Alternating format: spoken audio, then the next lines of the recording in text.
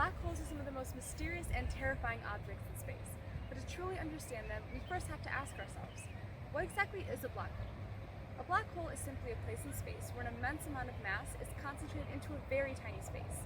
This makes the gravitational force so strong that even light can't escape. There are two main parts to a black hole.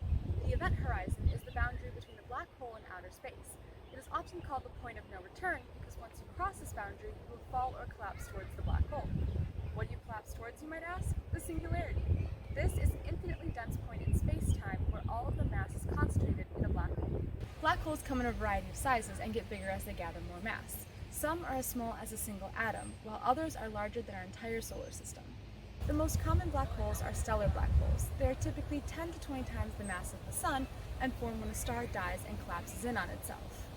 Scientists believe that the Milky Way galaxy alone contains a few hundred million of them. Supermassive black holes are at least 1 million times the mass of the Sun and are believed to be the center of every galaxy.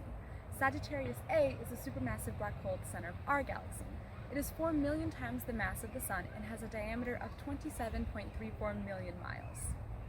Since light cannot escape black holes, they are impossible to see. However, scientists can observe the behavior of nearby stars to determine if a black hole is present. They look for accretion disks, which are disks of particles that form when gas and dust orbit a black hole.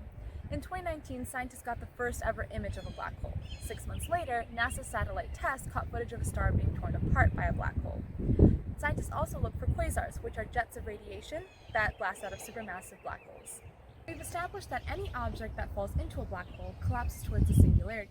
But what happens on the way down? Let's say we threw a clock into a black hole.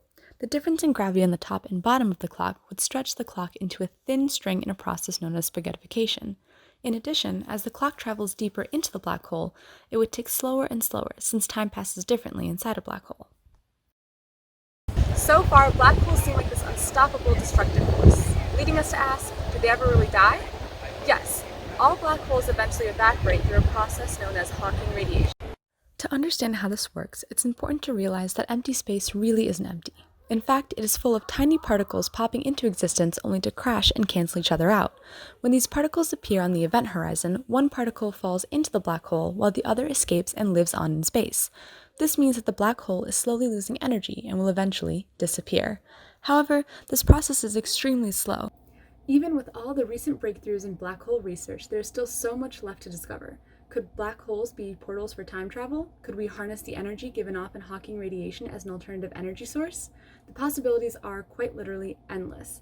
But one thing is for certain: the key to understanding the inner workings of the universe lies hidden in a black hole.